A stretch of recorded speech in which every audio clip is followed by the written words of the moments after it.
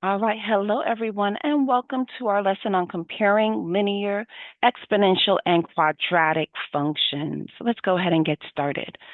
All right, so linear functions have a constant rate of change, unlike nonlinear functions.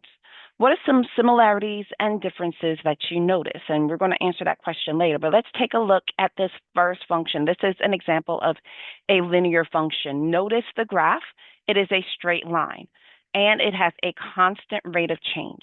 How do we find a constant rate of change when we're given a table? Let's talk about that because that is somewhat a difficult concept. So in order for us to figure out if it has a constant rate of change, first off, we look at the x values to see how they're going up. And it looks like they're increasing by 1. All right, so they're all increasing by 1, so we want to check the x values first. Now we check the y values, and I kind of do it backwards. I'm going to say 14 minus 10. Okay, so what's 14 minus 10? 14 minus 10 is equal to 4. Okay, so that's what we call the difference between those two. Now let's do it again. Let's do 10 minus 6. 10 minus 6 is also 4. And then we're going to do it one more time. And we're going to say 6 minus 2. Well, 6 minus 2 is also 4. So our common difference, D, is equal to 4. And because it has a common difference, we call it a linear function. So if you're ever given a table and you're trying to figure out, is it linear? Check to make sure your x values are going up at a constant rate of change, and then check your y values to see if they're going up by a constant rate of change. And if it is, meaning it's the same number being subtracted. When we say difference, you're subtracting. So if they have the same number when you subtract the terms, then it's a linear function. Let's take a look at a different type of function. This is what we call an exponential function. So this first one is linear. The second one that we're looking at is what we call exponential. Now, exponential functions have a variable rate of change. Okay, so for example, if I do 54 minus 18, I'm just going to come over here on the right-hand side and do 54 minus 18. When I subtract them, I get 36. Okay, and then I'm going to do 18 minus 6. So let me go over here again to my trusty calculator. 18 minus 6. When I subtract them, I get 12. And then I'm going to go over here and do 6 minus 2. You guys probably already know what that 6 minus 2. And you know that answer is going to be 4. So I'm going to go here and say 4. Now up here, they're going up by plus 1, right? They're still going up by plus 1. But down here, they're going up by 4, 12, 36. This does not have a constant rate of change. It is different. So because it is different, we know that it's not linear. All right, so we know this is not linear. But how do we know it's exponential? Well, exponential functions have what we call a common ratio. And when I say ratio, that means I'm going to divide. So write that down that you're going to divide. So I'm going to say, okay, 54 divided by 18. Sorry, so now I'm dividing, I'm not subtracting. So I'm going to say 54 divided by 18 and see what I get. So let's go over here, subtract, let me take all that down. All right, 54 divided by 18. Oops, 18. And I get 3. So I'm going to write 3 over here. All right, now I'm going to say 18 divided by 6 because those are the next two terms right here, the y values. So 18 divided by 6. And when I divide them, I get 3 as well. And finally, I'm going to say 6 divided by 2, and 6 divided by 2 is 3. So my common ratio, R, is equal to 3. So if I say 2 times 3, I get 6. 6 times 3, I get 18. 18 times 3, I get 54. This is how we know it's exponential. It has a common ratio. All right, pay attention, write that down. So we know it's exponential because it has a common ratio. All right, and then finally, we have what we call a quadratic function, and a quadratic function is a U-shaped graph. Okay, so this is quadratic. It also has a variable rate of change. Quadratic. What do I mean by that? If I say, okay, well, first off, let's check the y values. Let me erase this right here. I check my x values, negative 0 minus negative 1 is plus 1. 0 plus 1 is plus 1. And that's plus 1. So they're going up by 1. But if I do 4 minus 1, 4 minus 1, I get 3. If I do 1 minus 0, I get 1. If I do 0 minus 1, I get negative 1. So they don't have a constant rate of change. It has a variable rate of change. They don't have the same common difference. But what makes a quadratic function quadratic, so the first difference was negative 1, 1, and 3. We call that the first difference, right? When we subtracted the first time, it's called the first difference. But guess what? If I go ahead and subtract these again and do 3 minus 1, I get 2. And if I do 1 minus negative 1, put it in your calculator, it's the same thing as saying 1 plus 1, I get 2 as well. So my second difference is the same. And in quadratic functions, that's how we know it's quadratic, because the second difference is the same. Go ahead and take notes on this and write this down. Pause the video.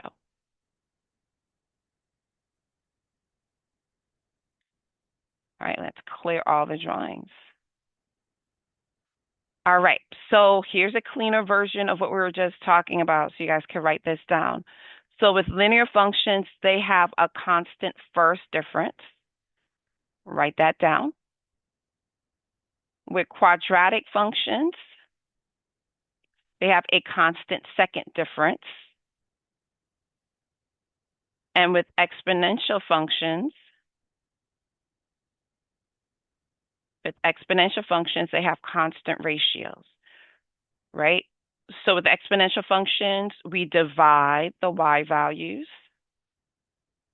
So y2 divided by y1 is what you do with the exponential functions. With the linear functions, you subtract. When we say we're going to subtract, so you're going to say y2 minus y1, right?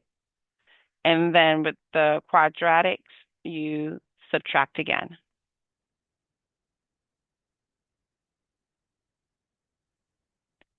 All right, so let's take a look at these tables and let's determine if it's linear, quadratic, or exponential.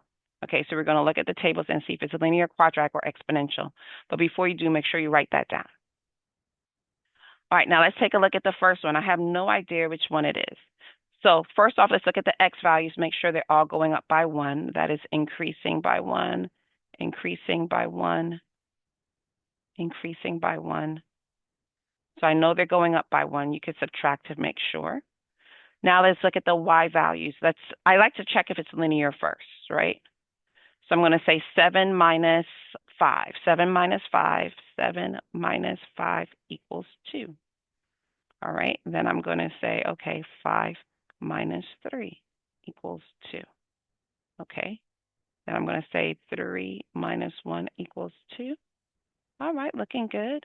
1 minus negative 1 is also equal to 2. And then negative 1 minus negative 3 is also equal to 2. So because these have a constant difference of 2, this first one is linear. Okay? So that's how I check to see if it's linear. So I check to see if this one is linear. Let's see if this one is linear too. First off, check my X values, they're all increasing by 1. So just want to check my X values. They all are increasing by 1. All right, let's check my Y values. I'm going to say, okay, 3 minus 0 equals 3. So I always start with checking to see if it's linear. 0 minus -1 equals +1. So notice it's 0 minus -1. So when you put it in your calculator, just so you guys could see that. And again, use your calculator. If you are always confusing your negative signs, use your calculator. So 0 minus -1 is a +1. So make sure you put that minus in there twice. All right, now this is -1 minus 0. That's just going to be -1. That's going to be 0 minus 3, which is going to be -3. Then that's going to be 3 minus 8, which I know is going to be -5. All right, well, we know it's not linear, right? We can already tell that this is not linear. But can we tell if it's quadratic or exponential? Since I already know it's not linear, the next best step to check is to see if it's quadratic. Okay, so let's subtract their first differences and see what we get. So I'm going to say 3 minus 1, and I get 2. And then I'm going to say 1 minus -1, and I also get 2. If you don't believe me, put it in your calculator. 1 minus -1, and I get 2. So be careful with your negatives. Then I'm going to say -1 minus -3. Okay, so there are lots of negatives being tossed around here. -1 minus -3. And I get 2 as well. And then I'm going to say -3 minus -5. And I bet you I'm going to get 2 as well. -3 minus -5. Make sure you write down all your negatives, all your minuses. And we just use the subtraction key to do negatives. So they have a constant second difference. So because it has a constant second difference, this next one is quadratic. So again, always test to see if it has a constant first difference. If it is, then it's linear. Then go ahead, since you're already subtracting, check to see if it has a constant second difference. If it does, then it is quadratic. So since I already identified linear quadratic, this last one is probably exponential, but let's make sure. Go ahead and pause this video and write this down because I'm going to erase so I can have a clean space for exponential. All right. Welcome back. Let me go ahead and erase all of this. So I'll have, I'm just going to erase this one so I have a clean view.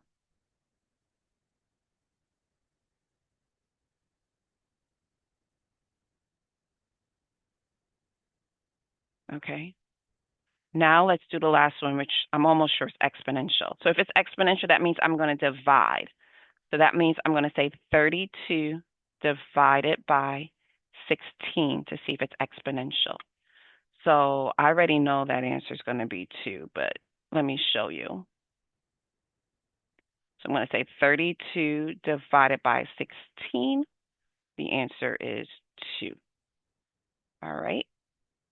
And then I'm going to say, okay, 16 divided by 8. That's going to be 2. So then I'm going to say, okay, 8 divided by 4. Oh, that's 2 as well. Oh, 4 divided by 2 is also 2. And 2 divided by 1 is also 2. So we use R for common ratio. It has a constant or common ratio of 2. So we know the last one is exponential. And that is how we can tell by looking at a table if it is linear, quadratic, or exponential.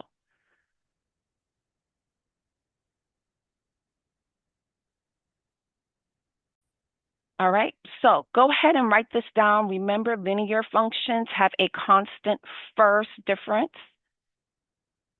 constant first difference. Quadratic functions have a constant second difference, meaning you take the first difference. If they're not the same, take the difference again of those answers and see if it has a constant second difference. And then if those two aren't right, then check to see if it has a common ratio by dividing.